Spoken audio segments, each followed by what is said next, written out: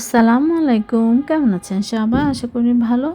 আজকে আমি Ramzan special vegetable roll তৈরি করে দেখাবো। কিভাবে আপনারা বেলাবেলি ঝামেলা ছাড়াই দোকান থেকেও কিনতে হবে না শীট, আপনারা কিভাবে খুব সহজে বাড়িতেই শীট তৈরি করে বেলাবেলি ছাড়াই শীটটা তৈরি করতে পারেন সেই রেসিপিটি করে দেখাচ্ছি। খুবই সহজভাবে করেছি, আশা করছি আপনাদের ভালো লাগবে।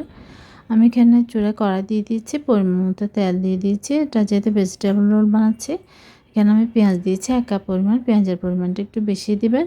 আদা রসুন বাটা আমি 1 চা চামচ করে দিয়েছি, দিয়ে হালকা একটু ভেজে নিব যেন পেঁয়াজের কাঁচা গন্ধটা চলে যায়। আমি কিন্তু আজকে 3 রকম ভেজিটেবল ইউজ করছি। আপনারা চাইলে আরও বেশি আপনাদের পছন্দ মতো যে কোনো ভেজিটেবল নিতে পারেন। এটা হালকা একটু ভাজা হয়ে গিয়েছে। এরপরে কিন্তু আমি এখানে গাজর নিয়েছি কুচি করে। এটা কিন্তু আমি গ্রেট করে নিই, এটা কিন্তু আমি কুচি করেছি, দেখতে পাচ্ছেন লম্বা লম্বা করে কুচি করে নিয়েছি ভাজির মতো। এখানে প্রায় 1 কাপের থেকেও বেশি আছে। পরিমাণটা আসলে আপনারা কতটুকু বানাবেন সে অনুযায়ী আপনারা নিয়ে নেবেন। জাস্ট নিয়মাবলীটা আপনারা আর আমার মতো যদি সেম টু সেম বানান তাহলে সব কিছু সেম দিলেও হবে। তারপর আমি এখানে লবণ দিয়ে দিয়েছি সামান্য পরিমাণ।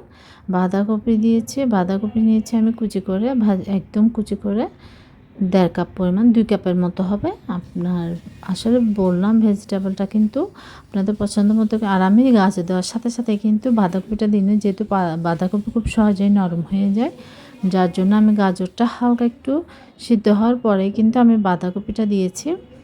বাঁধাকপিটা দিয়ে নাড়াচাড়া করে কিছুক্ষণ রেখে তারপর আমি ক্যাপসিকাম দিয়েছি।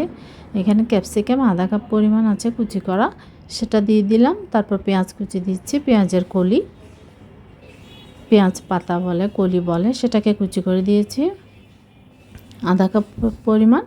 দিয়ে এবার সব কিছু ভালো করে নাড়াচাড়া করে নিচ্ছি, কারণ আমি এখানে কোনো পানি অ্যাড করব না, যেহেতু সবজি থেকে কিন্তু অনেকটা পরিমাণ পানি বের হবে, যেহেতু এখানে সব কিছু একদম ফ্রেশ সবজি।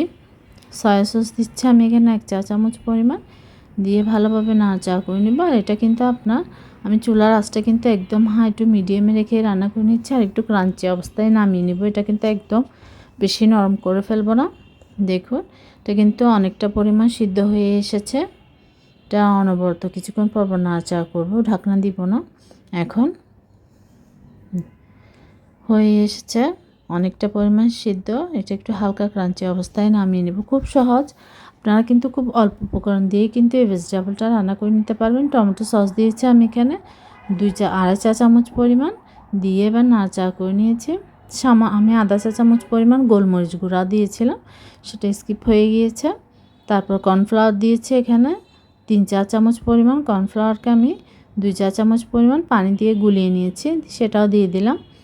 দেখুন মাশাআল্লাহ কতটা সুন্দর, খুবই অল্প উপকরণ দিয়ে কিন্তু এই সবজিটা আপনারা রান্না করে নিতে পারেন। চিনি দিয়েছি সাদা ব্যালেন্সের জন্য 1/2 চা চামচ পরিমাণ, দিয়ে এবার নাড়াচাড়া করে নেব। কাঁচামরিচ দিচ্ছি কুচি করে, কারণ এটা আমি লাস্টে দিয়েছি, যেহেতু এটা একটা নাস্তার রেসিপি।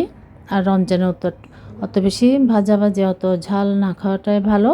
খুবই অল্প মশলা দিয়ে কিন্তু আপনারা এই ভেজিটেবলটা রান্না করে নিতে পারেন।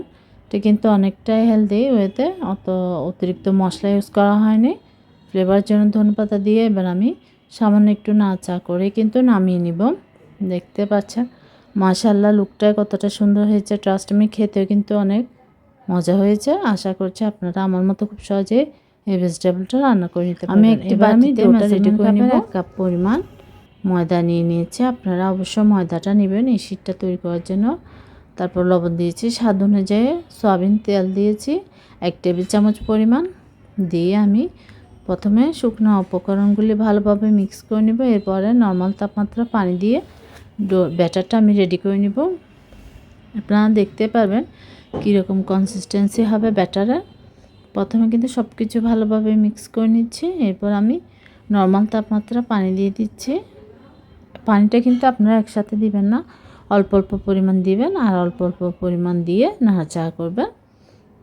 নাড়াচাড়া করে ভালোভাবে, আর এটা কিন্তু খুব ভালোভাবে কিন্তু মিক্স করতে হবে সময় নিয়ে, তাহলে না হয় কিন্তু দলা দলা হয়ে থাকবে, লাম্পস হয়ে থাকবে, আপনার শীটগুলো ভালো হবে না। খুব স্মুথলি ব্যাটারটা তৈরি করে নিতে হবে। দেখতে পাচ্ছেন এটা কিন্তু মুখে বলে বোঝানো সম্ভব না কতটুকু হবে, না জাস্ট দেখে বুঝে নেন এই যে কীরকম হবে এরকম হলে কিন্তু আপনারা বুঝে নেবেন আপনার শীত তৈরির জন্য এটা রেডি। এটা কিন্তু আমি 10 মিনিটের জন্য রেস্টে রেখেছি, তাহলে খুব স্মুথলি কিন্তু এটা সেট হয়ে যাবে। এবার আমি ননস্টিকের প্যানের মধ্যে একটু হালকা একটু অয়েল ব্রাশ করে নিয়েছি যেন খুব সহজেই শীতটা উঠে আসে। চুলা আঁচটা একদম লোতে রেখেছি, দিয়ে আমি পরিমাণ মতো দিয়ে আমি 4-5টা ঘুরিয়ে এভাবে গোল রুটির মতো তৈরি করে নিচ্ছি। দিয়ে এবার বসিয়ে দিব। যখন এটা কালারটা আস্তে আস্তে চেঞ্জ হয়ে আসবে, নিচে থেকে উঠে আসবে, তাহলে বুঝে নেবে আপনার রুটিটা কিন্তু তৈরি। দেখুন কালারটা কিন্তু পুরোপুরি একদম চেঞ্জ হয়ে গিয়েছে। আপনারা কিন্তু এটা সাথে সাথে উঠানোর চেষ্টা করবেন না, 4-5টা হালকা করে একটু উঠিয়ে নেবেন। এরপরে যেহেতু এটা কিন্তু নর্মাল রুটির মতো না, হালকা একটু উঠিয়ে এরপরে কিন্তু আপনার শীতটা আস্তে আস্তেভাবে তুলে নেবেন। এটা কিন্তু আসলে মুখে বলে বোঝানো যাবে না কীভাবে করছি, জাস্ট আপনারা খেয়াল করলে বুঝতে পারবেন এটা আমি কিভাবে করেছি। এভাবে আস্তে আস্তে স্প্যাচুলা দিয়ে খুব আস্তে আস্তেভাবে আপনার এটা উঠিয়ে নেবেন। উঠিয়ে কিন্তু ও পাশটাও কিন্তু আপনারা হালকা করে ছেঁকে নেবেন, তাহলে আপনার খুব সুন্দরভাবে হয়ে যাবে শীতটা তৈরি। দেখুন আস্তে আস্তে এটা কিন্তু খুব সাবধানতার সাথে করতে হবে। আপনারা যদি এটা তাড়াহুড়া করতে চান, একেবারে খুব তাড়াহুড়া করে উঠাতে চান, তাহলে কিন্তু এটা আপনার ফেটে যাবে। আপনাদের বোঝার সুবিধার্থে কিন্তু আমি আরও একটা রুটি তৈরি করে দেখিয়ে দিব। এবার আমি এটা আস্তে আস্তে করে কিন্তু উল্টিয়ে নিব।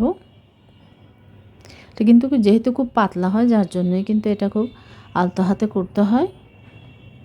এভাবে করে আমি প্রত্যেকটা শীট তৈরি করে নিব। এইভাবে আপনারা সমুচার জন্য করতে পারেন। আর আমি এটা আজকে যেহেতু আমি এটা রোলের জন্য করছি, স্প্রিং রোলের জন্য, দেখুন আমার কিন্তু হয়ে গিয়েছে, মাশাআল্লাহ কতটা সুন্দর হয়েছে। এভাবে করে কিন্তু আমি তৈরি করে নিব। আমি আবার একটু অয়েল ব্রাশ করে নিচ্ছি হালকা করে, বেশি দিবেন না, তাহলে কিন্তু আবার বেশি তেলতেলে হয়ে যাবে। দিয়ে 4-5টা ঘুরিয়ে নিব, ঘুরিয়ে এভাবে করে আবার করে নিচ্ছি। যখন কালারটা চেঞ্জ হয়ে যাবে তখনই কিন্তু আপনারা এটা ফুল উঠবে, কালারটা চেঞ্জ হয়ে তখনই বুঝে নেবেন আপনার রুটিটা হয়ে গিয়েছে। এর আগে কিন্তু করতে যাবেন না, তাহলে কিন্তু এটা ভেঙে যাবে। দেখুন কিভাবে কালারটা চেঞ্জ হয়ে গিয়েছে। এভাবে আমি আলতো হাতে আবার উল্টিয়ে দিব।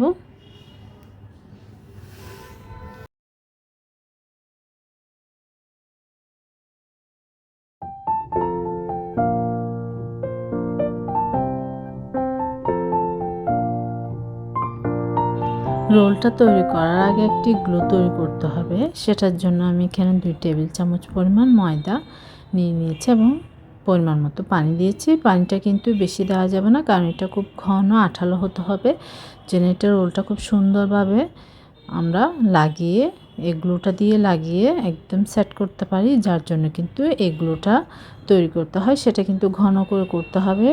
আপনারা দেখেই বুঝে নেবেন এটা কতটুকু ঘনত্ব হচ্ছে।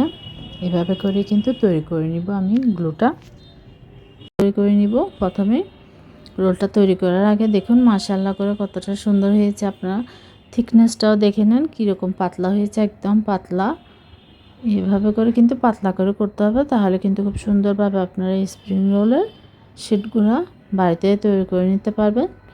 আর এটা কিন্তু একদম ঠান্ডা করে নেবেন, না হয় কিন্তু গরম অবস্থা বানাতে গেলে এটা ভেঙে যাবে। এবার আমি একটি শিট নিয়ে নিলাম, পরিমাণ মতো সবজি দিয়ে দিলাম, দিয়ে চারপাশে আমি গ্লুটা লাগিয়ে নিচ্ছি যে ময়দা দিয়ে তৈরি করেছিলাম। এবার এভাবে ভাঁজ করে আমি রোলটা তৈরি করে নেব। আপনারা এটা একটু প্লিজ দেখে বুঝে নেবেন কীভাবে করছি।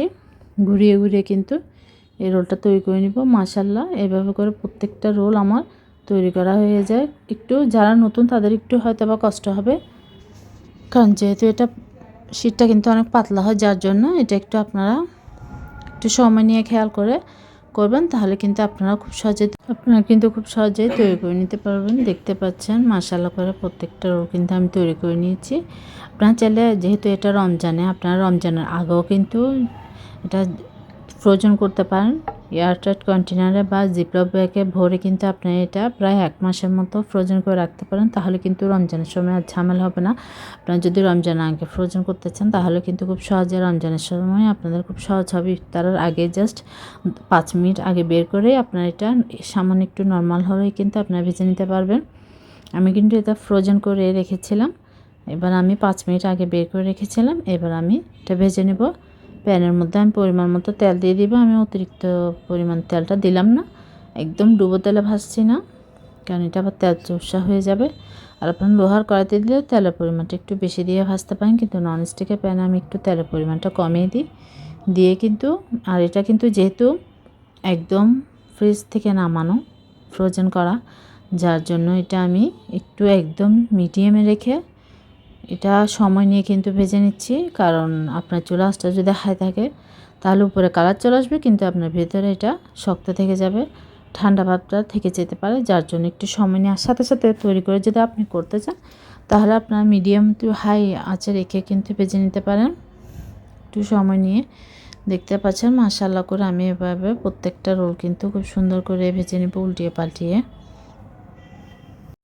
এভাবে করে কিন্তু আমি প্রত্যেকটা রোল ভেজে নিয়েছি। মাশাআল্লাহ দেখতে পাচ্ছেন কতটা সুন্দর হয়েছে। আমি কিন্তু আপনাদের বোঝার সুবিধাতে আবার একটু ভালোভাবে করে নিচ্ছি। আশা করছি আপনাদের ভালো হবে। ভুল ত্রুটি চলে। আল্লাহ হাফেজ, আসসালামু আলাইকুম।